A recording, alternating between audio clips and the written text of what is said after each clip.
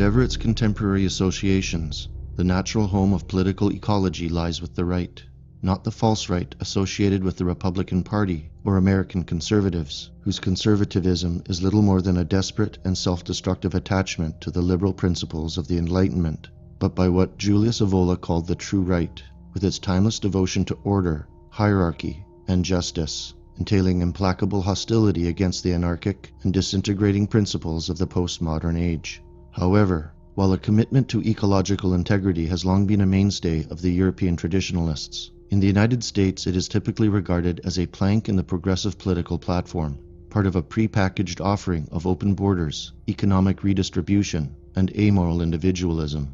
The absence of any broad right-wing consensus on environmental questions in this country is partially due to the fact that our mainstream conservative party, a tense coalition of Protestant fundamentalists and neoliberal oligarchs, has proven unwilling to conserve the last vestiges of heritage American society. This includes the purity, wholeness, and integrity of our native land, which is significantly reflected in the American national character. Articulating a right-wing approach to ecology, while exposing its subversion by the political left, therefore remains a necessary task due to its invariably progressive connotations in this country. The argument for the essential place of ecology in any program of American restoration, including the form that this should take, should differ markedly from other so-called conservative approaches.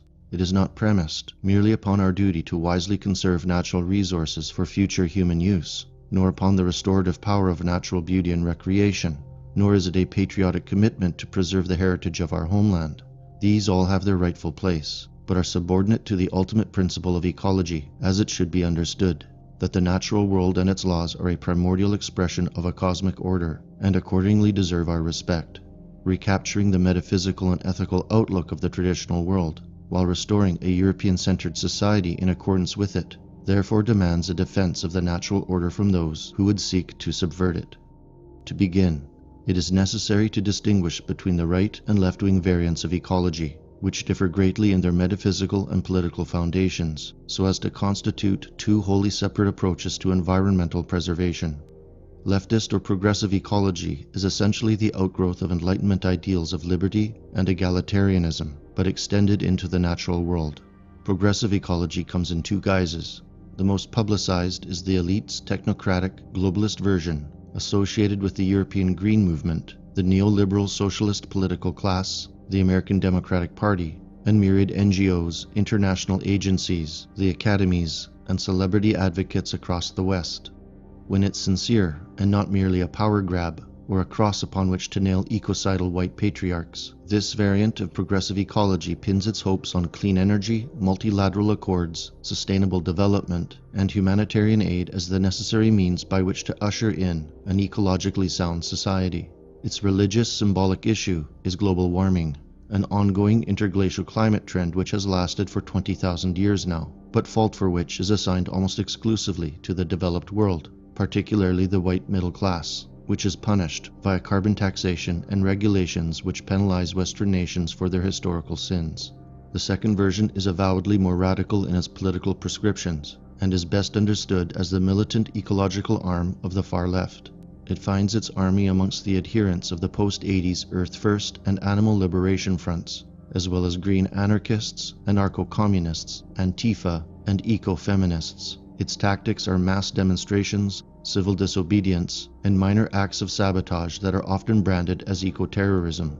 Activists who subscribe to these views tend to reject Western civilization altogether and work to combat its cultural integrity, accusing it of the systemic heresies of hierarchy, racism, patriarchy, speciesism, homophobia, transphobia, classism, statism, fascism, white privilege, industrial capitalism, and so on. They desire an end to the exploitation of life on Earth by breaking down all the rules of law, through a process called total liberation. Though drawing upon romantic primitivism and transcendentalism, the philosophical foundations of far-left ecology can be traced more directly to the 60s counterculture, critical race theory, feminism, the equal rights movement, and cultural Marxist ideology. Despite their ostensible commitment to natural preservation, both variants of left-wing ecology ultimately devolve into a fixation on environmental justice and simulated humanitarianism, becoming altogether disingenuous, while lacking the features of a sincere, holistic, ecological understanding. Those latter qualities within the environmental movement, in fact, had a much earlier development in the West. For many of its founding groups, such as the Romantic poets, the New England Transcendentalists, or the 19th century natural philosophers, nature mysticism was the contemporary expression of a primordial doctrine, one that emphasized hierarchical, cosmic orders, and the devotion to forces that transcended mankind. For men in the West, this ancient principle had been expressed in the symbols, customs, and literature of the traditional Indo-European religions, European paganism, and Vedic Hinduism, gradually finding root in the teachings of the Pythagoreans, Neoplatonists, and finally the Stoics. These naturalistic traditions became foundational for the early movements of modern Western ecology. The foremost belief in these early traditions was the doctrine of orders of hierarchy, best exemplified in the Indo-European nobility, whose Aryan, tripartite social structure became a caste referent to nature itself, and the basis for all high cultures that came after. Orders of value were codified according to nature's dictates, and Europeans established their customs on these hard universal laws. The legacy of this arrangement became embedded in the traditional Western view of nature, greatly influencing its racial and cultural development, and even its very history. The right-wing attitude towards nature, and to life itself, is distinctly opposed by the leftist view, and therefore, its ecological principles differ considerably, whereas the religion of egalitarianism, which is supported by both branches of leftist ecology, proposes a reduced anthropocentrism, whereby all things are equal. In the traditional doctrine, this is negated by the infallible truth of universal inequality. For example, as Savitri Devi observed, a lone lion striding upon the Sahel is of far greater worth than a degenerate human, given the lion's greater conformity to the natural order.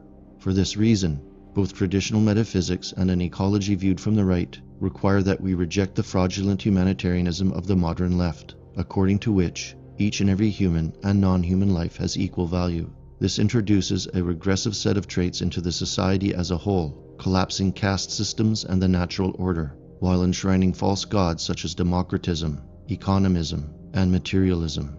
Right-wing ecology entails a rejection of both Marxist communist and neoliberal economics, the former for its egalitarian leveling and reductionist view of man as merely an industrial unit, and the latter for its globalist policy-making and hatred of nation-states. Economy-driven political faiths regard the earth as a collection of resources for the satisfaction of human desires, which can then be used as lures for those being governed. Right-wing ecology, on the other hand, rejects materialism and its manifestation of wanton, unnatural desires. It detests technologies that encourage hedonism, ugliness, convenience, and industrial want, preferring those that embrace traditional, organic uses of the land. It considers deurbanization as an essential requirement for sustainable total human life oriented with nature, for the traditional ecological philosophy seeks population balance. It recognizes that mass immigration into the West will upend this balance, turning once beautiful countrysides into carcasses, while giving jurisdiction of all sacred land to a hostile liberal political class.